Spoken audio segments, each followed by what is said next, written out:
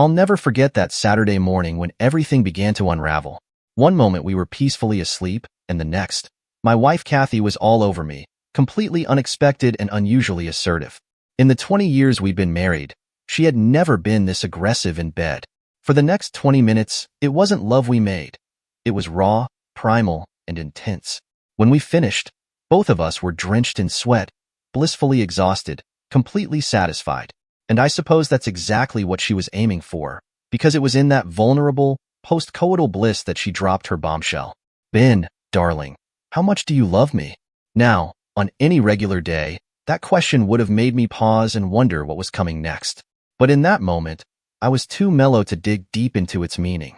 Instead, I simply smiled and held up my left hand. See that wedding ring, babes? She gave a soft, innocent yes as her hands wandered over my chest, adding to my already warm, content mood. Well, sweetheart, I continued, this ring is round and will never break. That's how much I love you, Kathy. Infinitely, like the circle of this ring. It's forever. She leaned in to kiss me, a kiss that hinted round two might be on the horizon. But then she pulled away, breaking the moment. Ben, I need you to think about something really seriously, she said, her tone suddenly serious. And promise me you won't get mad or jump to conclusions about what I'm going to ask. Can you do that? I wasn't alarmed yet, still basking in the afterglow, and without much thought, I nodded and promised. Kathy continued to stroke my chest sensuously as she haltingly pressed on. Ben, some of the girls I work with have talked about their boyfriends and what they can do to them. Honey, these young guys really seem to have the stamina that you no longer seem to have. What I am asking you, Ben, no begging you really.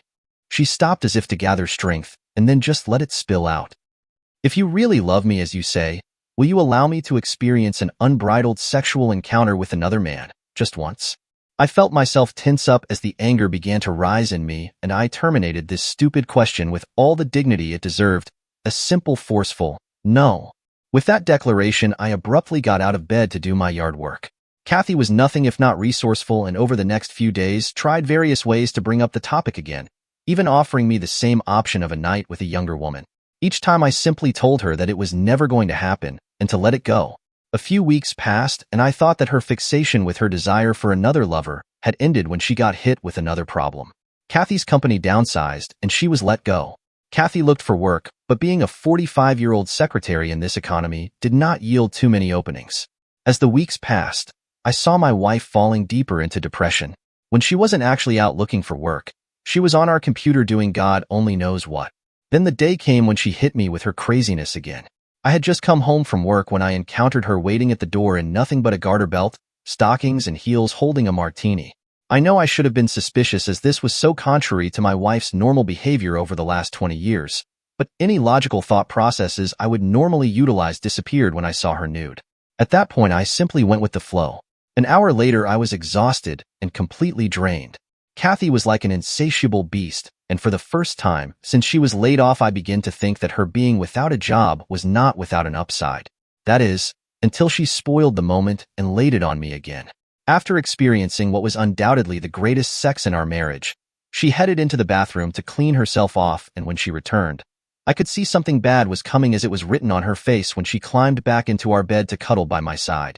Ben, I need to tell you something, and I want your promise that you will not get mad and storm off without discussing this with me completely, all right? I knew in my guts that this was not going to be pleasant, so with reservations, I grudgingly told her I would abide by her request. Kathy snuggled into me and laid her head on my shoulder so she could almost whisper in my ear and began, Ben, do you know how I have felt over the last few weeks? Do you know what it is like to be told you're overqualified for a job when some 20-something who knows half of what you know gets hired because in reality her tits are perkier? I heard her gasp as if she were holding back the tears. Being the compassionate husband, I held her tighter and said softly, No, I don't, Kathy, but you are a beautiful and intelligent woman, and that shows through. I know you will get a job, and it won't be because of your body, it will be on your abilities. You are smart, talented, and a good worker, and you will beat this. Her left arm that had been draped over my chest now seemed to hold me tighter, and she seemed to be on the verge of tears as she went on, Ben, I might have found a job right here in town through a wonderful man who has put me in touch with a friend of his who owns an insurance agency and is looking for a personal assistant. Now I was alert as I pursued this last bit of information. Kathy, what man is this, and how did you come to meet him? Kathy squeezed me again. Then I met Roger online at a dating website. I about came off the bed. You met him where? Kathy soothingly pulled me back again and began talking to me in a manner that my mother used years ago when she wanted me to understand something that I was too young to comprehend. Ben, sweetheart, you know I have been going through a rough spot since my layoff, and I needed something to cheer me up, so I put my picture on a website for married women looking for single guys. I did it as a confidence builder, and it worked. I got a lot of hits by men who wanted me for me, and it perked me up a lot. I was shaking my head and trying to keep my anger in check. I can't believe you would do that to me, actually to us. She gently reminded me that being angry would not solve anything, and to let her finish.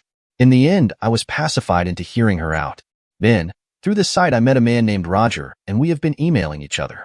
He's a businessman with a lot of contacts, and when I told him I had been laid off, he set me up with an interview tomorrow with his friend.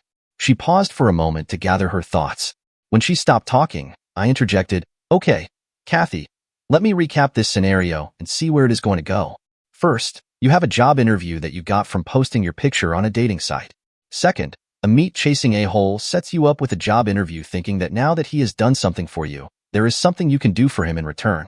Third, and this really is the wrinkle, I'm supposed to be so happy by all of this that I lay down and allow this jerk to screw my wife as my way of saying thanks too. Fourth, you then promise me that it will be just this once, and that will be the end of it. Do I have it about right, Kathy?" I felt my wife tremble at my outburst and try to pull away, but I held on to her tightly. Kathy started to blabber between her tears.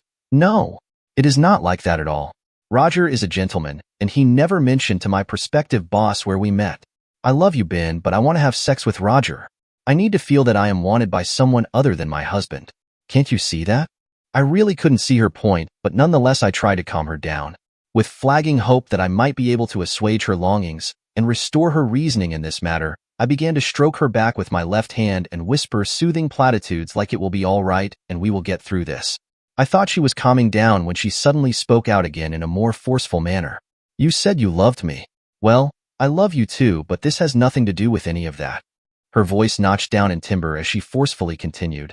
"I could have cheated on you, Ben, and done exactly what I planned to do with Roger on the sly, but I won't disrespect you like that. This will be a one-time experience for me, and I will never do it again. Please allow me this, dear husband, and show me how much you really do love me." She paused, but before I could interject, her voice, now utilizing a more placating tone, commenced again. "Darling, try to think of it in this manner.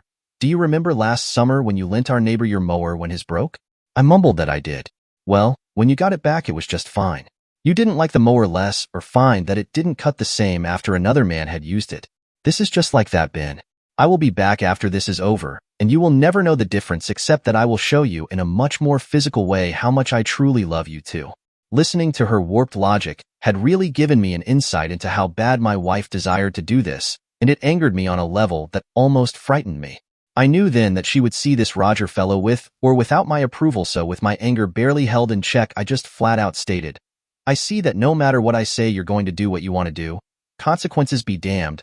But Kathy, before you do this thoughtless thing, I want to meet this Roger first. Got it?" With those words, she heard what she wanted to hear and became almost giddy as she kissed me and jumped up, dancing naked around our bedroom. I knew that this moment would mark the end of our happy marriage. Finally, she stopped dancing and, still clad only in garter belt and stockings, fairly screamed that she had to email Roger as she flew out of our bedroom to the computer. I couldn't believe how my always conservative wife was now acting like a moonstruck teenager, finding out the captain of the football team wants to date her. I had a lot to think about, and I suddenly felt like an old man as I roused myself from our bed and went in to take a shower. The next few days flew by, and lo and behold, Kathy got the job working for the friend of her soon-to-be lover, Roger. My wife seemed on top of the world when she giddily informed me that the two of them decided that they would go out Friday next and spend the entire night together before she came home on Saturday. I thanked her for the information, and I doubted that she even noted the pain I was in as she so gingerly flaunted her sexual adventure in front of me. Kathy went out of her way to prepare for her date, and during the week bought a new evening gown, new shoes, and all the accessories to go with them, even setting up an appointment at the beauty parlor for a complete makeover for Friday afternoon before Roger arrived to pick her up. I think the thing that hurt me the most was that even when we were dating, she never got this worked up to see me. The one thing that helped me keep my sanity was during that week I too was busy running a few errands and preparing for my meeting with her lover on Friday. The evening finally arrived and Kathy was as nervous as a bride on her wedding day. When I arrived home from work, I found her busily preparing her overnight bag for her sleepover. I was saddened to see a glow about her that I had never been able to inspire in her even when we were dating so many years ago. She jubilantly informed me that I should call and order a pizza for myself as she and Roger would be eating at an exclusive new club in town, the Chateau de Rochambeau. I had heard of this restaurant, and from what I could discern you had to have a lot of cash and some great connections to even think about going there. In short, it was where the elite went to eat. Apparently, Roger was well-heeled and had connections. When the doorbell rang, Kathy screamed in panic that he was early and wouldn't be ready for another 20 minutes or so, and I was to keep Roger occupied. Shaking my head in disgust, I opened the door to be greeted by a distinguished-looking man about 4 inches taller than my 5 feet 10 inches and about 40 pounds of muscle thicker. His hair was the perfect mixture of salt and pepper, and his eyes were almost piercing as he checked me out in return. As I stared at this imposing man, he reached his hand out and in a very friendly but powerful voice introduced himself. "Hello, I'm Roger Brown and I am here to pick up Kathy." I took his hand and shook it, thinking this is how Kathy's dad must have felt the first time I came to pick her up. I didn't like the feeling much, but I covered it up as I replied, "Come in. I'm Ben, Kathy's husband. She is running a little slow, but should be ready in about 20 minutes. Can I get you something to drink?" Roger shook his head as he sat in a chair. "No, thank you. What I really wanted was to meet you." I retreated to my chair and, raising my eyebrows, just replied, "That is interesting. Not often does the love interest want to meet the jilted husband. But then again, I have not had too much experience in these matters, have you?" Roger chuckled. "Actually, I have, and that's why I wanted to meet you. At present, I have 4 wives that I see on a regular basis. If Kathy and I hit it off like I think, then it will be 5. I guess that the whole idea of an extramarital lover is somewhat of a turn-on for them." I had caught the word regular loud and clear and now knew that Kathy had been planning more than a one-night stand with this guy. Keeping my anger in check, I replied, "Really? That is quite amazing. It is almost unbelievable that there are more screwed-up people out there besides my wife." Roger's facial expression indicated surprise when I answered him. "Let me ask you something, Ben. You are not really on board with this date, are you?" I looked at Roger with a flat, emotionless face and responded, "No, I am not.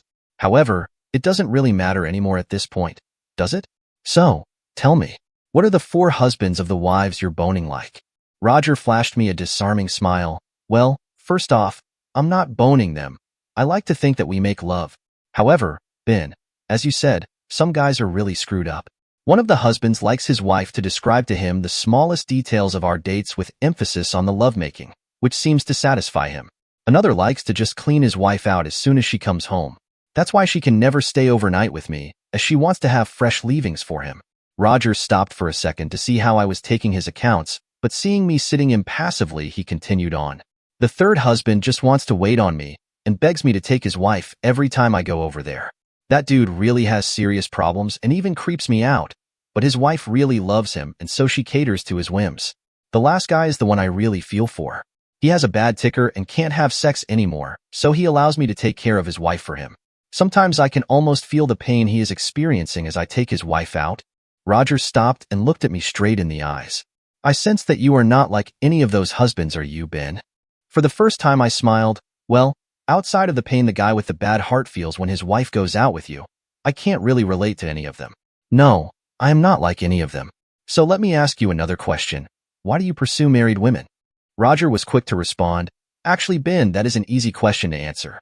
First, I make a lot of money, and unfortunately so many women will move in on you, just to get a slice of your fortune. Married women don't do that as they already have someone waiting for them at home. Another plus is that they make no demands. They are always willing to put out and they don't complain about it later. Finally, there is no sneaking around. The husbands are all aware and even approve. Besides, it seems like it is always fresh and fun. No, I don't need a gold-digging woman when these married girls are so willing to satisfy my needs for companionship, romance, and sex." Roger looked at me like he was trying to figure me out. "Ben, let me ask you this. If you don't want your wife doing this, why did you give it the green light?" I gave him a deadpan look as I responded, "I really had no choice. Kathy pretty much told me that it was this way, or behind my back. I didn't want to have that happen, so I told that she had to do what she had to do and she did. However, in the end I am more than confident that it will all work out." A shadow fleetingly crossed Roger's face, as he seemed to comprehend what I had just alluded to. Inching forward in his chair, he pacifyingly said, Ben, I know that your wife really does love you. She has alluded to it in every one of our emails. If you say the word, I will call it off and leave right now. I felt the pain of this whole dilemma in my chest as I quietly replied, did you ever wonder if she only wrote that to convince you, or herself? He nodded like he really sympathized with my thinking. I could have really liked this guy under different circumstances, but not tonight. Don't worry about your date. You go ahead and have a good time. As far as I'm concerned, the die is cast, and the deed will be done. Roger apparently did not want to let it drop, and his eyebrow rose up as he pointedly asked, this night is not going to end well for Kathy, is it? Before you do something that you will regret later, I need you to know that I will never have any emotional demands on your wife, and this is only for the physical aspect. You know that, right? I blankly looked at him and really took a measure of the man. You are very perceptive, Roger. No wonder you're such a successful businessman. I understand you only want my wife's body, but you can't take that without taking the soul of this marriage. At this point, I again only wish you an enjoyable night, and let's leave it at that. I believe that Roger did not really know what to say after that, as he sat there looking shamed before he finally said, I'm sorry, Ben.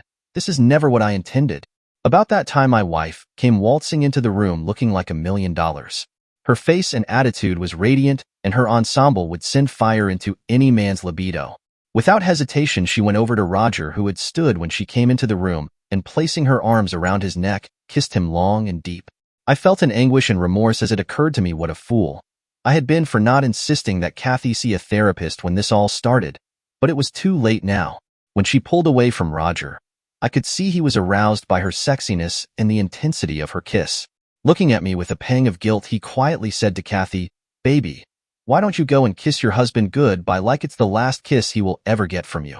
She smiled a wicked smile of lust and sexual promises as she withdrew her arms from his neck, and with a sultry sway in her walk, she crossed our living room to me. Kathy put her arms around me and, putting her head close to my ear, whispered, I know how much you love me, and I thank you for this night. Here is a down payment on account. With that, she kissed me so softly and tenderly that without warning my tears began to fall from my eyes. When she pulled away, I could see the concern on her face as she reassuringly said, Remember, my dear sweet husband, my love is only for you. While he might use my body tonight, you will have it back tomorrow with none the worse for wear. With those final words, she pulled from me and went to him, taking his hand, and in a throaty voice pregnant with desire, she spoke, Well, lover, let's begin our adventure. The two left the room and walked down to Roger's Lexus, where he opened the door for my wife, and the two kissed one more time before Kate got in. Before they were down the street, I placed my wedding band on our dining room table with a note. One of the things I had done in the previous week was to have a jeweler cut through the ring. When that task was done, I had him put an engraving on one side of the cut showing year we were married, with the present year on the other side of the cut. The fact that my wife had never even noticed that I had not been wearing my wedding ring for days clearly spoke volumes about how much she even noticed me anymore. The note I left was simple. Kathy, when I told you to do what you had to do, it wasn't approval, and it certainly wasn't acceptance. It was simply an acknowledgement of the choice you made. By the time you read this note, I will already be gone. I'm starting over, without you. The house is yours now. I've signed the quitclaim, and most of the savings are yours too. I sincerely hope you find happiness and have a good life. If you're wondering why I had my wedding ring cut, let me explain. Do you remember the day you asked me how much I loved you? Right before this whole mess began? I told you that, like my wedding ring, my love would go on forever. The cut in the ring now represents the end of that love, broken by your betrayal. I had the dates engraved on it to mark the two significant moments, when we started and when we ended. One last thing, tomorrow, you'll be served with divorce papers citing irreconcilable differences. I can't think of anything more fitting. Good luck with your new job. I know you'll excel. Have a wonderful life. Ben. Kathy never thought I'd go through with it. She believed, right up until the papers were served, that I'd come around, that I'd bend like I always did. But not this time. There was no bending, no compromise left in me. When I walked away from our marriage, I didn't just walk away from her. I walked away from the version of myself that had spent years loving her unconditionally. When I handed her the divorce papers, her face crumbled. It wasn't what she expected. She thought this was just another argument, another rough patch we'd work through. But for me, it was final. I was done, and I did not want to be part of whatever new adventure she was chasing. I wanted a partner, not a stranger who was already halfway out the door. At first, she tried to fight it. She called, texted, left long voicemails about how we could fix this. She swore she never meant for things to go so far. She even apologized, saying she was confused and had made a mistake. But by then, it was too late. She'd already crossed the line, and I had no interest in trying to pull us back from the edge. So, I did what I had to do. I stopped talking to her directly. Every word, every communication, went through my lawyer. I was playing her tune. She begged for court-mandated counseling, hoping it would buy her more time, maybe give her another shot at fixing things. But I refused. There was nothing left to save. I wasn't interested in sitting in a room and pretending there was a chance we could patch up what was broken. The court pushed for it, but I stood firm. I wasn't going to spend another minute trying to fix something that was beyond repair. A year. That's how long it took. A year of back and forth through lawyers, of Kathy delaying, stalling, holding on to the last shreds of what we used to be. But I didn't budge. I stayed focused, determined, even when it was hard. I'd spent too many years letting her control the narrative, and I wasn't going to let her drag this out any longer than necessary. The day the divorce was finalized was the first time I truly felt free in years. It wasn't easy. There were moments I thought maybe I should give in, make it easier on both of us. But I didn't. I knew what I wanted, and it wasn't the life we'd built together anymore. It was something new, something honest. I haven't spoken to Kathy since the day I filed those papers. She's a ghost in my life now, a chapter 1 closed for good. Whatever she's doing, whoever she's with, it's not my concern anymore. I'm focused on my own life, on building something real with someone who values the same things I do. And I wouldn't change a thing. 2 years later, Kathy is living alone now, in that same house we used to share, except now it's quiet. Men come and go, just like she wanted. She invites them into her bed looking for acceptance that she so dearly wanted. They stay for a night, maybe 2, then they leave. They use her, and she lets them. It's not the love and acceptance she dreamed about. It's a revolving door of emptiness. It's ironic, really, how hard she pushed for this idea, and now, it's all she has left. She's told people she feels lonely, that it's harder than she expected. Well, what did she expect? She opened a door she couldn't close, and now she's stuck in the mess she made. As for me, life's good. Damn good. After the divorce, I adopted 2 German shepherds, Max and Luna. Best decision I ever made. We go on hikes every weekend, rain or shine. There's something about the way they look at me, like they're reminding me that loyalty and companionship are still real things. And I met someone, Emily. She's different from Kathy in every way that matters. She's steady, kind, a widow who lost her husband, a Marine, a few years back. We understand each other in a way I never could with Kathy. There's no games, no power struggles, no need to explore outside of what we have together. Emily has a quiet strength, and being with her feels right in a way I haven't felt in a long, long time. Kathy once called me boring, said I wasn't adventurous enough. Well, if this is boring, then I'll take it. I've got my dogs, my health, and a woman who knows the value of real commitment. Kathy? She's got an empty house and a bed that's warm for a few hours at a time.